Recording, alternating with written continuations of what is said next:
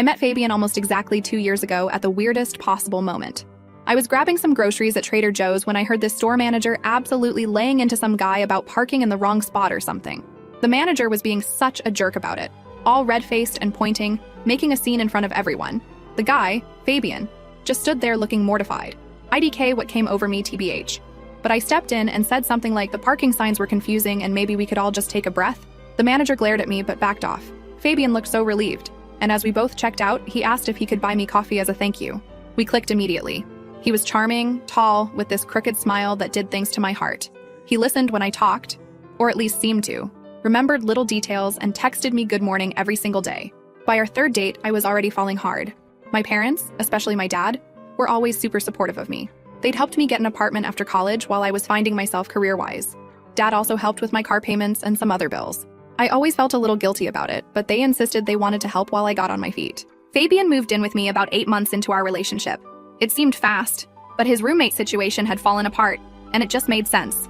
My parents were cautiously optimistic. Mom liked him right away. Dad took longer to warm up, but eventually he seemed to accept Fabian. They even played golf together a few times, which was Dad's ultimate seal of approval.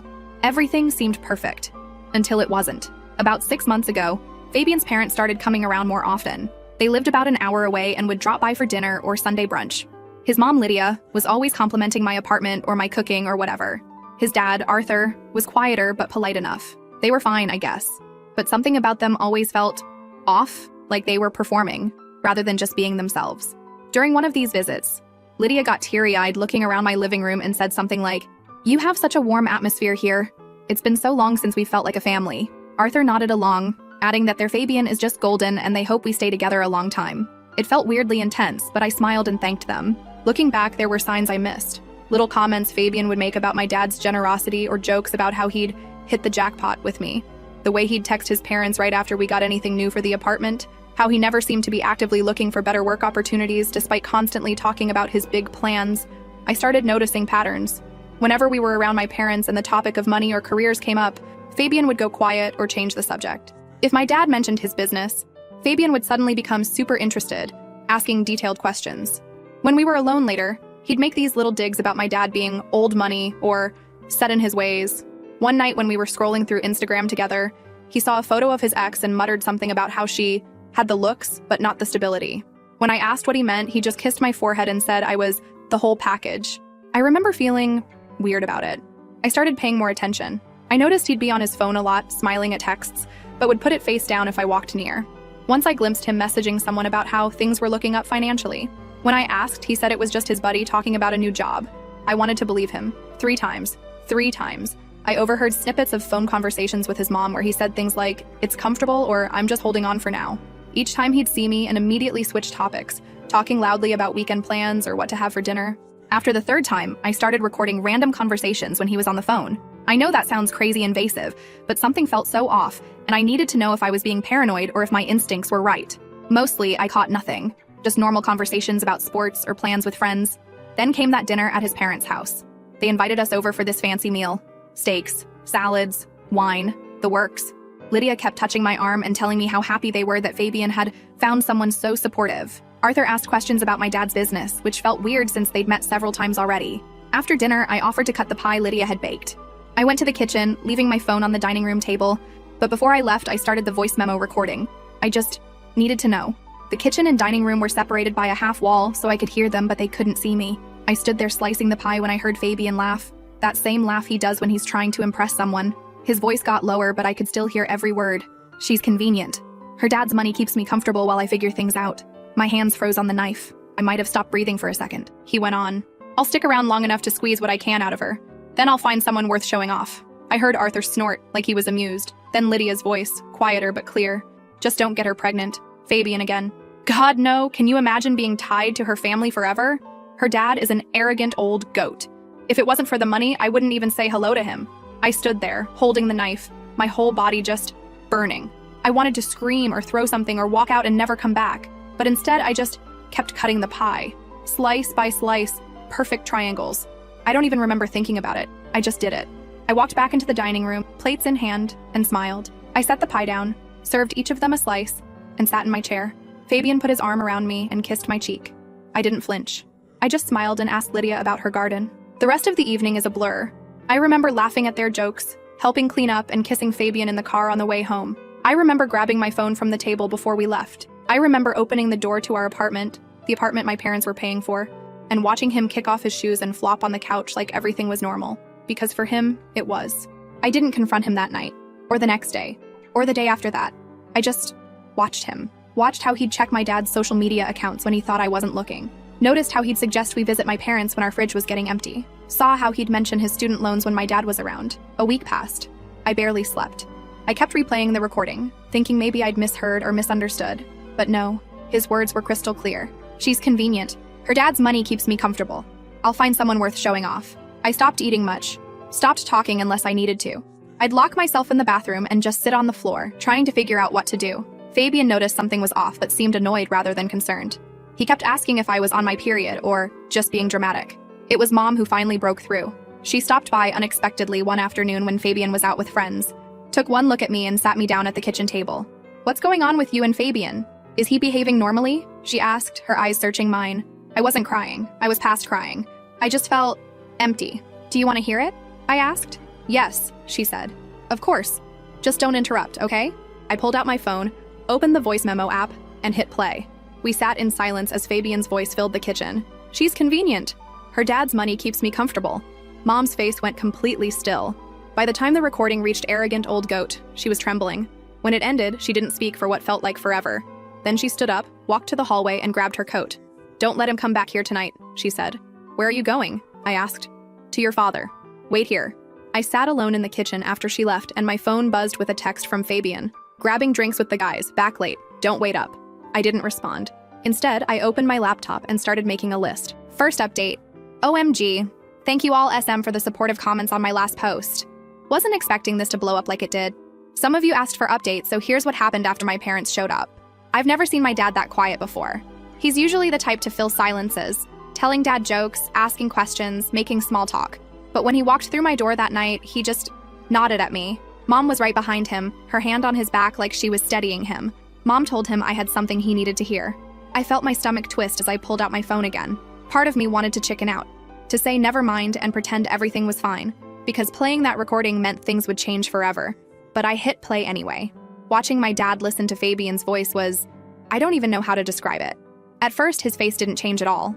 He just stared at my phone on the table, listening to Fabian laugh about how I was convenient. When Fabian called him an arrogant old goat, I saw something flicker in his eyes. Dad didn't explode like I thought he might. He just sat there for a long moment after the recording ended. Then he reached across the table and took my hand. He asked if I was okay. Not what I was going to do or how this happened, but if I was okay. I wasn't expecting that question to Paige. I'd been so focused on the betrayal and what to do next that I hadn't really thought about whether I was okay. And the answer was, no, I wasn't.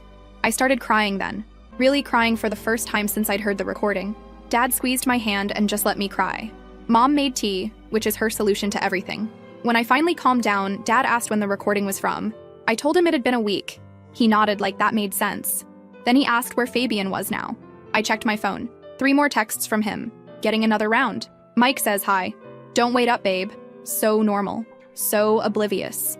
I told Dad Fabian was out drinking with friends and wouldn't be back for hours. That's when Dad's demeanor changed. He straightened up in his chair and asked if I had my laptop. I grabbed it from the couch where I'd left it open with my what-to-do list. He glanced at it and actually smiled a little. Turns out we'd been thinking along the same lines. We spent the next 2 hours making a plan. Concrete steps, not just angry reactions.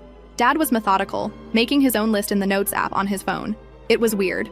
I expected rage, but instead got this calm, focused problem-solving that was somehow more intense than any shouting would have been. First on the list, the apartment. Dad had co-signed the lease and was paying the rent. He called the property management company right there at my table. He explained he needed to terminate the current lease and sign a new one in just my name. The leasing agent tried to explain that there would be fees and paperwork, but Dad cut her off. "I'll pay whatever fees are necessary," he told her. "I need this done immediately." When she hesitated, he added that he could come to the office first thing tomorrow morning if that would help speed things up. Suddenly, she was much more accommodating. Next, the car. Fabian had been driving my car that Dad was helping pay for. Dad made another call, this time to our insurance agent. He removed Fabian from my policy, effective immediately. Then he logged into his Progressive app and changed the payment information so it would come from my account instead of his. He'd still help me with the cost, he explained, but the account needed to be fully in my name. While Dad worked on the financial stuff, Mom helped me make a list of everything in the apartment that belonged to Fabian. It wasn't much. Some clothes, his gaming setup, toiletries. Most of the furniture and kitchenware were mine, or things we'd bought together with money from my parents. I remembered something else. Fabian's sister, Catalina, worked for my dad's company. She'd been hired about 6 months ago, right after Fabian had casually mentioned to my dad that his sister was looking for a new opportunity. Dad had interviewed her as a favor to me and given her a position. I hesitated to bring it up. It felt petty somehow, but Mom noticed me typing and deleting something on my laptop. When I finally told them about Catalina, Dad's expression hardened. He picked up his phone again. Dad didn't fire her on the spot. He's not that kind of person. But he did send an email to HR asking them to review Catalina's position as part of an upcoming restructuring. He made it clear that while she shouldn't be fired without cause, her position should be considered non-essential if cuts needed to be made. It sounds cold when I write it out like that, but TBH, Catalina had been riding on her connection to me and Dad. She was constantly late, took extra long lunches, and was mediocre at her job at best.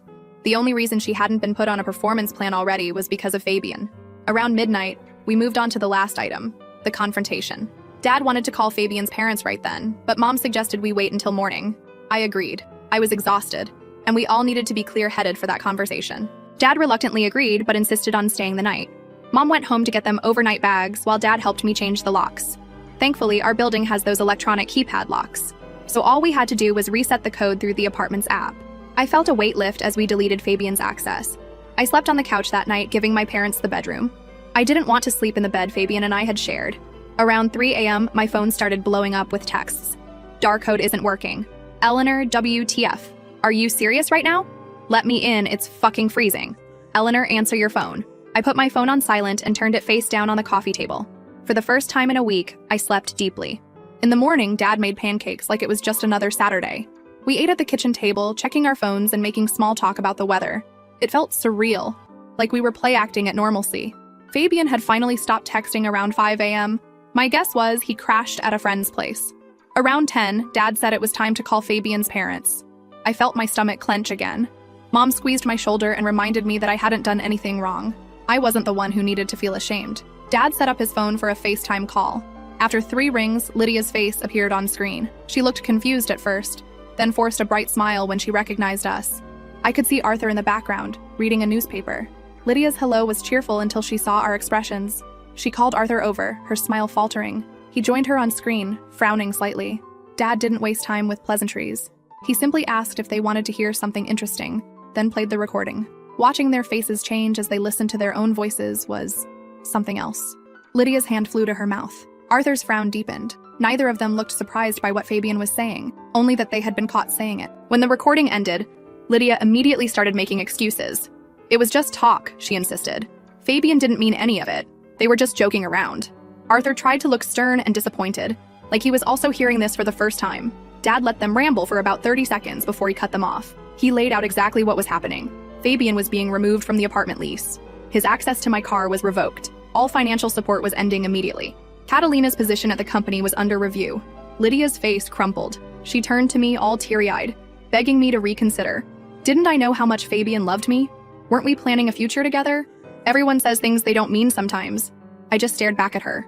The woman who had smiled to my face while laughing behind my back, who had told her son not to get me pregnant because it would tie him to my family, who had sat at my table and eaten my food while thinking I wasn't good enough for her son. Mom leaned into the frame then. She told Lydia to close her mouth. No one was smiling now, she said. Goodbye. Dad ended the call before they could respond. The 3 of us sat in silence for a moment. Then Dad's phone buzzed with a text. From Fabian. Where was I? Why couldn't he get into the apartment? What the hell was going on? Dad typed out a response, showed it to me for approval, then sent it. Eleanor knows everything. Your things will be packed and left with the building manager. Don't contact her again. We spent the next few hours packing up Fabian's stuff. It was strange handling his things, knowing what I knew now. His favorite hoodie that I used to sleep in when he was away. The coffee mug I'd bought him for Christmas. The framed photo of us from last summer's beach trip. All of it felt contaminated somehow. Mom and I had just finished taping up the last box when we heard shouting from outside. I looked out my second-floor window to see Fabian on the front steps of the building, buzzing my apartment over and over. He looked like hell. Rumpled clothes, messy hair, red-faced with anger or alcohol or both. Dad went to the window and looked down. When Fabian spotted him, he started yelling louder. What right did Dad have to lock him out? This was his home too. Dad just shook his head and closed the blinds. The buzzing continued for almost 20 minutes. Then it stopped. I peered through the blinds and saw Fabian sitting on the steps, head in his hands. Part of me, a small stupid part, felt bad for him. But then I remembered, she's convenient. Her dad's money keeps me comfortable. I'll find someone worth showing off. Around 4 p.m., Dad loaded Fabian's boxes into his car and took them to the building manager's office as we'd arranged. Mom and I stayed in the apartment, jumping at every noise. We ordered pizza for dinner but barely ate. The reality of what was happening had finally hit me. 2 years of my life had been a lie. Just after 8, the buzzer rang again. I checked the security camera feed on my phone. Fabian was back, looking even worse than before. This time, I decided to answer the intercom. His voice was slurred as he begged me to let him up. We needed to talk, he insisted. There had been a misunderstanding. I didn't respond right away, and he got angrier. Did I really trust my parents more than him? Was I that much of a daddy's girl? Was I seriously throwing away 2 years over one stupid conversation? I took a deep breath and finally spoke. I told him he'd called me convenient, that he'd planned to use me and then leave me for someone worth showing off, that he and his parents had laughed about it together. There was a long silence. Then his voice changed completely. He sounded sober suddenly and calculated. He asked if I'd been recording him, if I knew that was illegal in our state without consent, if I understood I could get in trouble for that. Dad took the phone from me then. He told Fabian very clearly that if he didn't leave immediately, we would call the police, that we had security footage of him harassing me, that he had exactly 10 minutes to get off the property. Fabian started shouting again, but Dad ended the call. Mom called the building security while Dad and I watched the camera feed. After a few minutes, 2 security guards approached Fabian. There was some arguing, some gesturing, but eventually they escorted him off the property. We spent that night jumping at every sound. Dad slept on the couch while Mom stayed with me in my room. I kept checking the security feed, half expecting to see Fabian trying to break in, but the night passed quietly. In the morning, we finalized the new lease at the property management office. The car insurance was updated. My bank accounts were secured. I changed all my passwords and removed Fabian from my Netflix, Spotify, and Amazon accounts. It was like erasing him from my digital life, one login at a time.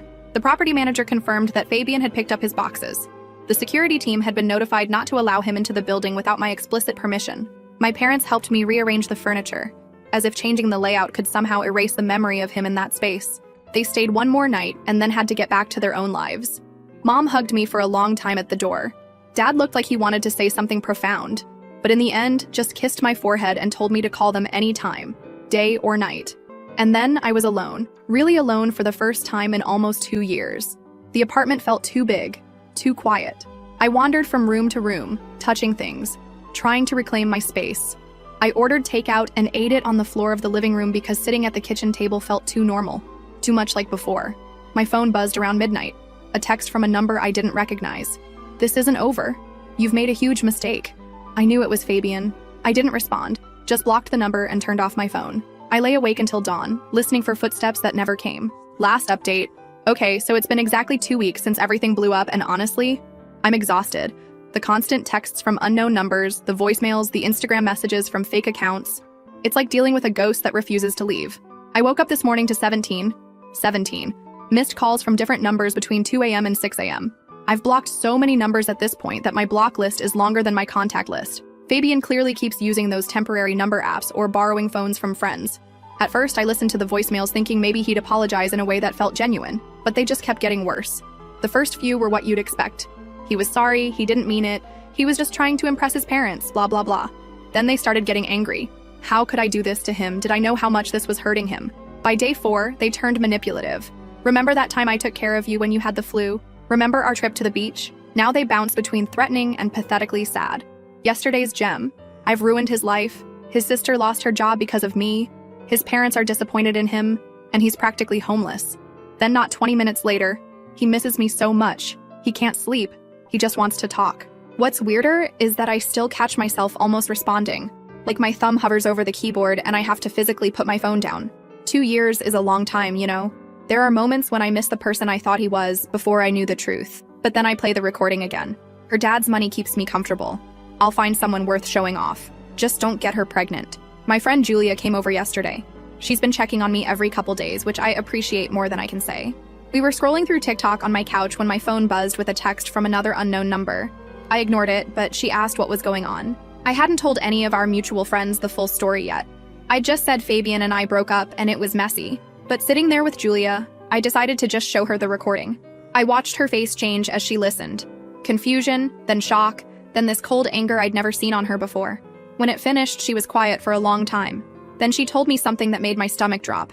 Fabian had texted her 3 days ago asking if she'd seen me, saying he was worried because I was acting unstable and had made up some crazy story about him. She'd been vague in her response because she wasn't sure what was happening, but now she understood. She pulled out her phone and showed me the thread. It was worse than I thought. He told her I was having some kind of breakdown, that my parents were enabling it, and that he was desperate to help me but couldn't reach me. He even suggested maybe they should stage some kind of intervention. I felt physically ill reading it. He was trying to gaslight my friends to make me sound crazy. Julia immediately started texting other people in our circle to warn them. While she was doing that, I checked my email and found messages from him there too, dating back several days. I'd been so focused on blocking him on my phone that I hadn't thought to check my email. Some of the emails had attachments, photos of us together, screenshots of old loving texts I'd sent him, even a video from last Christmas where I'm opening the necklace he got me and looking so happy. It felt like emotional blackmail. Like he was saying, look how good we were together. Look what you're throwing away. I deleted all of them and updated my email filters to send anything from him straight to trash. That night after Julia left, I had trouble sleeping. Every noise made me jump. I kept checking that my door was locked. Around 2 a.m., I started scrolling through old texts between us, looking for signs I'd missed. There were so many. Comments about my dad's business, questions about my trust fund, suggestions that I asked my parents for things he wanted. How had I been so blind? The next morning, I woke up to knocking. Not on my apartment door, but on my neighbor's. I peeked through my peephole and saw Fabian standing there, looking surprisingly put together in a button-down shirt I'd bought him for his birthday. He was holding coffee and a bag from that bakery I love. My neighbor Orlando opened his door, looking confused. I couldn't hear everything, but Fabian was saying something about surprising me, that he'd forgotten his key. Thankfully, Orlando is suspicious by nature. He asked why Fabian didn't just call me. I heard Fabian stammer something about wanting it to be a surprise. Orlando said he'd check with me first and closed his door. A minute later, my phone buzzed with a text from Orlando asking if he should let some guy named Fabian in. I texted back a quick, absolutely not, with a brief explanation that we'd broken up and he wasn't welcome. Orlando replied with a thumbs up. I watched through the peephole as Orlando went back out and firmly told Fabian I didn't want to see him. Fabian's face changed. That fake, pleasant smile dropped instantly. He tried to argue, his voice getting louder. Orlando, who's like 6'4" and works out religiously, just crossed his arms and stared down at Fabian until he finally gave up and left. I texted Orlando a thank you with about 15 exclamation points. He responded that Fabian gave him bad vibes and to let him know if I needed anything. Note to self, bake Orlando some cookies as a proper thank you. That afternoon, I was on a Zoom call for work when my buzzer rang. The building has a camera system, so I checked the feed on my phone. It was Lydia, Fabian's mom, standing there with what looked like a gift basket. I ignored it. 5 minutes later, it rang again, and again, and again. Eventually, I pressed the talk button and asked what she wanted. She sounded sickeningly sweet as she said she just wanted to talk, woman to woman, that there had been a terrible misunderstanding, that Fabian was devastated. Couldn't I give him a chance to explain? I told her that I'd heard everything I needed to hear on that recording. She immediately switched tactics, her voice hardening as she asked if I understood that recording people without consent was illegal in our state, that they could press charges if they wanted to. I almost laughed. I told her to go ahead and try. The recording was made in their house during a dinner they had invited me to. I hadn't shared it publicly or used it for blackmail. I'd simply played it for my parents and a couple close friends to explain why I was ending the relationship. Then I hung up and watched through the security feed as she stood there for another 10 minutes before finally leaving the gift basket by the door and walking away. The building manager texted me later to say they'd removed an abandoned package from my doorway. I thanked them and asked them to throw it away. That evening, my dad called to check in. He tries to sound casual, but I can tell he's worried. He mentioned that Fabian had shown up at his office that day, asking to speak with him. Security had escorted him out, but not before he made a scene in the lobby, shouting that my dad had ruined his life and turned me against him. I felt terrible. This was affecting my dad's business now.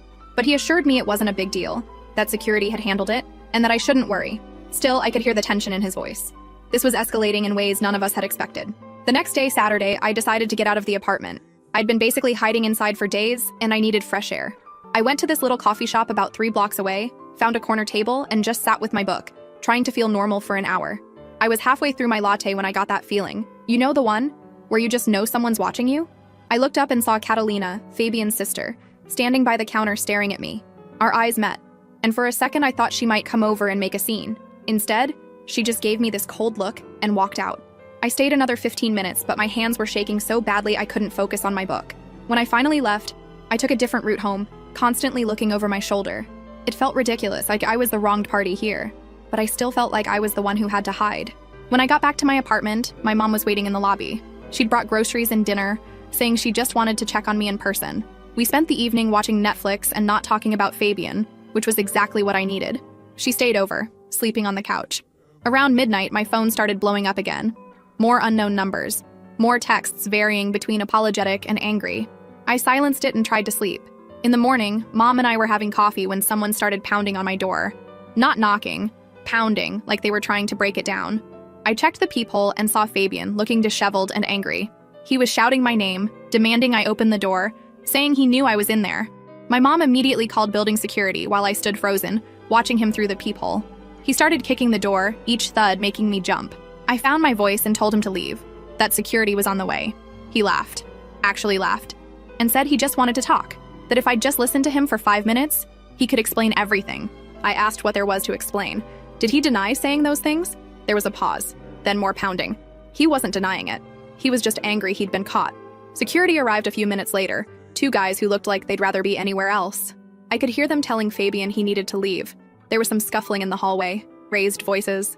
My mom and I stood in the kitchen, not speaking, just listening. Finally, it went quiet. My phone buzzed with a text from the security team saying they'd removed him from the building and called the police because he'd become physical. Apparently, he'd shoved one of the guards when they tried to escort him out. Mom and I just looked at each other. This was getting dangerous. She suggested I come stay with them for a while, but that felt like letting him win somehow. This was my home. I didn't want to be chased out of it.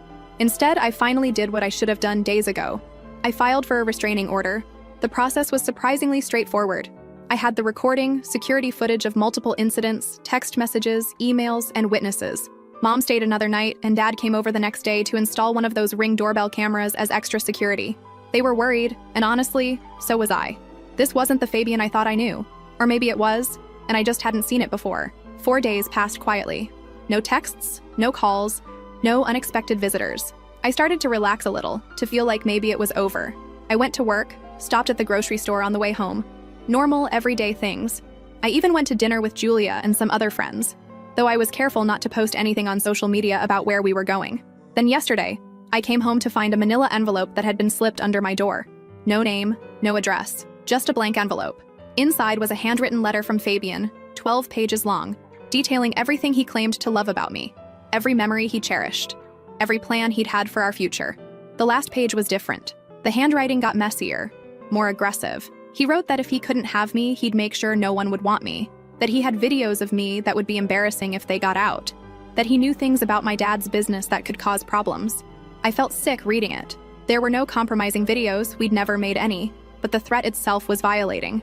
And whatever he thought he knew about my dad's business was probably either made up or misunderstood. Still, the fact that he'd resort to threats. I called my dad, then the police. They took the letter as evidence of a restraining order violation. The officer who came seemed bored, like this was routine, but she dutifully took my statement and said they'd look into it. I wasn't confident much would happen. Around 3 a.m., I heard a noise from my balcony. My apartment is on the 2nd floor and the balcony connects to a fire escape. I froze, listening. Another sound, like someone testing the sliding door. I called 911 whispering into the phone. The dispatcher told me to lock myself in the bathroom while officers responded. I grabbed my phone and keys and did as she said, heart pounding so hard I could feel it in my throat. Through the bathroom door, I heard my sliding door open, footsteps in my living room, someone calling my name softly, Fabian. I don't remember much of what happened next. The police arrived quickly. I heard shouting, a crash like furniture being knocked over. When they finally knocked on the bathroom door, telling me it was safe to come out, I was shaking so badly I could hardly stand. Fabian had been arrested for breaking and entering, violating the restraining order, and resisting arrest. One of the officers told me he appeared to be intoxicated and had become combative when they tried to handcuff him. He'd knocked over my coffee table, breaking the glass top and several framed photos. I spent the rest of the night at my parents' house. In the morning, I received a call that Fabian had been released on bail but was ordered to wear an ankle monitor and stay at least 500 feet away from me, my apartment, and my workplace. If he violated these terms, he'd be immediately arrested again. After that call, I sat in my childhood bedroom and finally broke down. Not delicate tears, but ugly, gasping sobs that left me exhausted. Mom came in and just held me while I cried. When I finally calmed down, Mom asked what I wanted to do next. Did I want to move to a new apartment? Did I want to press additional charges? I didn't have answers. I still don't. I'm writing this from my parents' guest room, surrounded by childhood stuffed animals and high school trophies. I feel simultaneously like a scared little girl and an angry woman who's been pushed too far. The police called this afternoon to say Fabian violated the terms of his release by removing his ankle monitor. They're looking for him, but so far haven't located him. They advised me to stay somewhere he wouldn't think to look, just as a precaution. So that's where things stand right now. I'm hiding in my parents' house while the police search for my ex-boyfriend who broke into my apartment after threatening to release non-existent videos of me, all because I discovered he was using me for my dad's money. I keep thinking about that moment in the kitchen, listening to him laugh about how convenient I was, how I just cut the pie and smiled and served dessert like nothing was wrong. I wish I'd confronted him then and there. I wish I'd thrown the pie in his face and walked out. I wish I'd never met him at all, but it's too late for wishes. Now I just need to figure out what happens next.